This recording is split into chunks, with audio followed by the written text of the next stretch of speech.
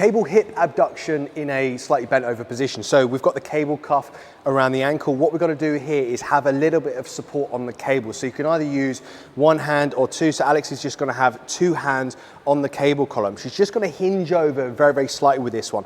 So from there, what you're going to be doing is aiming out at about a 45-degree angle.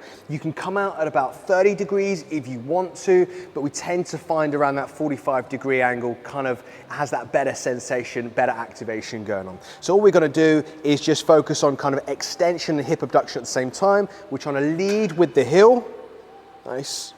And we get as much range of motion as we possibly can without overextending this low back. What we tend to find is if people over abduct that hip or overextend that hip, we get a little bit of compensation from that lower back. So we're trying to keep those abs engaged, and that's why helping with a little bit of support from the cable column actually does help with this. You're trying to pull it down a little bit and keep that core contracted, which resists, kind of minimizes back extension. So we'll just go 5 more reps, Alex. 1, 2, a little bit slower for me. 3, good. 4, last one.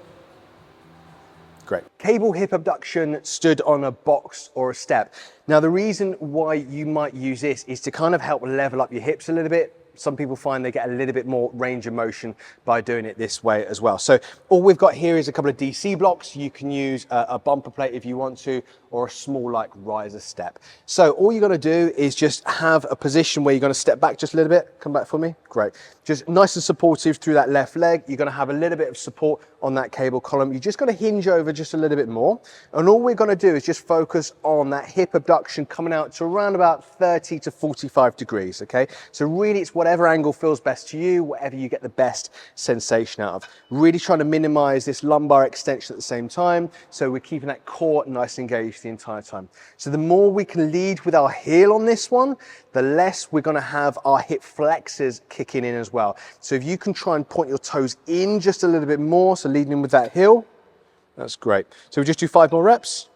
1, 2, good, keep that core engaged. 3, 4, last one. Excellent. Extended range cable hip abduction. So we've got our cable cuffs around both ankles. So we tend to like both ankles because it means an easy exchange between working left and right sides. So extended range with this exercise is just allowing that leg to come behind in an accentuated range of motion. So to help that, we've used a couple of DC blocks. You can use a plate if you want to, or just a small riser. So we're just gonna stand on top of that and just get a nice stable position. We've got one arm just locked up against that side just for stability. So we're gonna start with that leg crossing out behind, good. And then we're gonna come all the way out, maybe sort of 30 degrees or so. So you can vary that range of motion between kind of 20 to 45 degrees, going with whatever angle of abduction feels good for you. Keeping that core engaged the entire time, really focusing on that extended range of motion, allowing that shin to cross behind the opposite side calf. Good, we'll just give it 5 more reps. 1, 2, 3, 4. Excellent, nice. Cable kickback with a straight knee. So what we're gonna do here is bend over just a little bit and just use that rack for support. So when we bend over a little bit, it allows us to keep our core contracted, which stops that extension from going on, which is something that we commonly see with cable kickback variations. So with this variation, we're keeping a completely extended knee. So we're not like hyperextended, we're just a little bit soft, but we're not changing the movement in that knee. So we're literally kicking straight back. We're really trying to focus on isolating that right-hand side glute max at the moment, keeping that leg as straight as we can. Nice. So as I said, just really trying to pull down in front so we keep that core engaged to minimize this from overextending. Nice. We'll just go 5 more. 1, slow it down just a little bit. 2,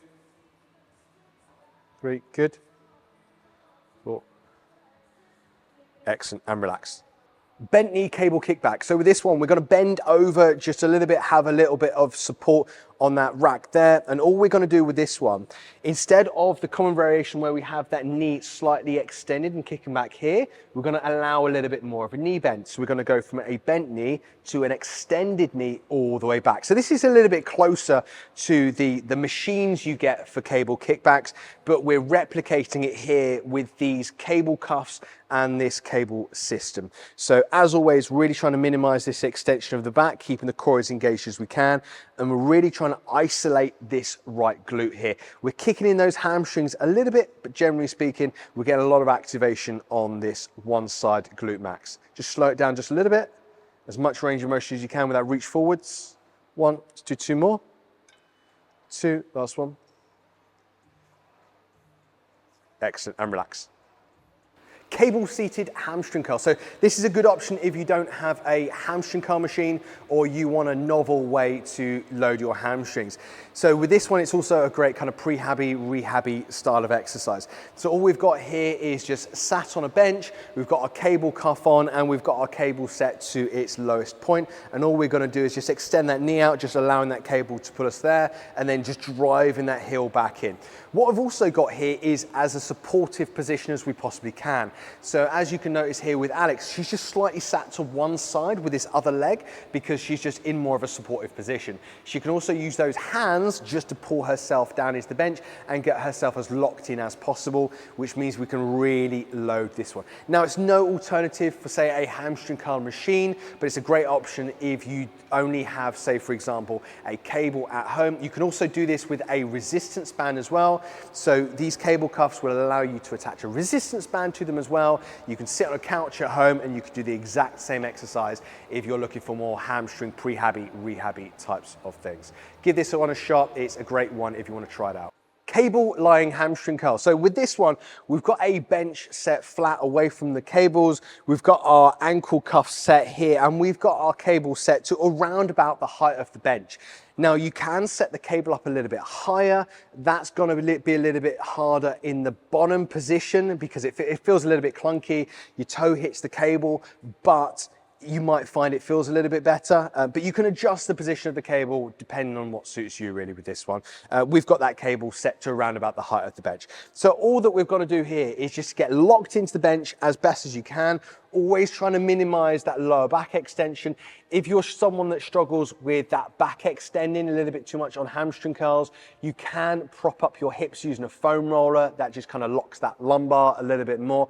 And all that you're going to do is just contract that hamstring, drive your heel all the way to your butt. Good. So you're almost trying to crush your hamstring with your calves. That's it. So with this one, probably about kind of mid-range, somewhere around about here, we're getting that maximal contraction, but we're going all the way to the top, squeeze that hamstring. Good. Keep that core engaged, pull down on the bench. Good. We'll just go 5 more. 1, 2, nice. 3, 4, last one. Yeah, good job, nice. Ankle and wrist cuffs are extremely versatile. One way you can use them without even having them strapped around your ankles or your wrists is actually just to give your wrist a little bit of support whilst you're doing tricep extensions. So as we're gonna show here, we just place our hand in, so it's almost like half on the forearm, half on the hand itself. We're gonna pull that elbow down by your side, and all you're gonna do is isolate elbow extension. Good, so we're using that tricep to extend the elbow, really isolating that position. So if you're someone that sometimes has some wrist issues, or you're just someone that's loading that wrist quite a bit with regular push down variations, say for example, using a dual rope, then this is another great alternative and another way that you can use ankle or wrist cuffs instead of that standard way of actually strapping them around. Single arm cable rear delt fly with a cable cuff.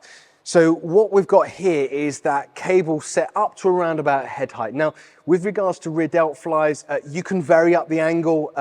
You tend to get the best feeling or best sensation in that rear delt by kind of coming slightly downwards in that arm path. Some people quite like it directly across your body.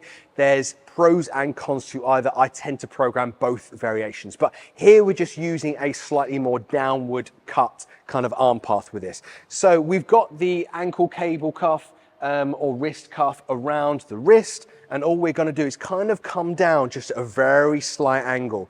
So we're trying to keep this elbow at around 5 to 10 degrees. So the elbow isn't actually moving.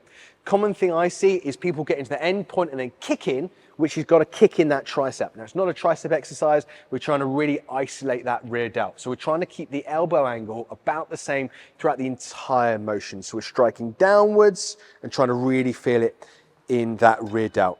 Good, we'll just go 3 more reps. 1, 2, last one. Excellent, yep. Single arm cable lateral raise with the ankle and wrist cuff. So all we've got here is that wrist cuff just on the wrist, and we've got that cable set to around about knee height here. You can adjust the height depending on kind of the point that you want that maximal load raise. So we've just got around about knee height with this one. So what you want to do is step far enough away from the cable to still have some tension even as you're in that furthest inward point here. So if we step out just a little bit, good. And all you're going to do, keep your wrist clenched, and you're going to fly out towards about 30 degrees, okay? We call that the scapular plane. So about 30 degrees forwards and all the way in, maximize that stretch, good. Without moving that torso, good. We'll just do 5 reps. So we're trying to use that delt to initiate the movement. So if things get a little bit too challenging and you start compensating with other areas, we're not really working our delts. Let's give it 1 more. And relax, good. So the whole idea behind this is you're trying to keep the elbow angle the exact same throughout, flying about 30 degrees forwards. You can also use this with 2 arms. You can do a 2-arm variation where you basically cross the cables over and do the exact same thing and raise out to about 30 degrees forwards. So you'll just simply face the cables and perform the exact same thing with 2 arms. Again, you can adjust the height of the cables depending on the point that you want the maximum. Lying incline bench, lateral raise. Now, with this one, we want a bench set up to around about 30 degrees. The cable height on this is around about the height of the seat on your bench. So to get into this one, it's opposites. So I quite like to have these ankle cable cuffs set where you can easily slide your hands in and out. So between sets, it just means that you can actually stand up. So it's crossing over, grab one, put the other in, make sure it's got that support around the wrists. Lie back, elbows slightly soft, keeping around about a 10 to 15 degree bend in those elbows the entire time. Head back, and all we're going to do is raise to about 30 degrees forwards. We call that the scapular plane of motion. So to about there, and then back down to that start position. So repeat, trying to initiate by contracting those delts as much as we can, not allowing any accessory muscles to kick in at the same time. Sometimes it's quite nice to hold something, to clench something, if you feel as though you're missing something to hold there. Otherwise, you can keep your arms and hands completely out and as wide as you possibly can the entire time. Once you've finished, you uncross, and then you can easily slide your hands straight out, and then you can rest between sets. Really easy way to get in and get out of that variation.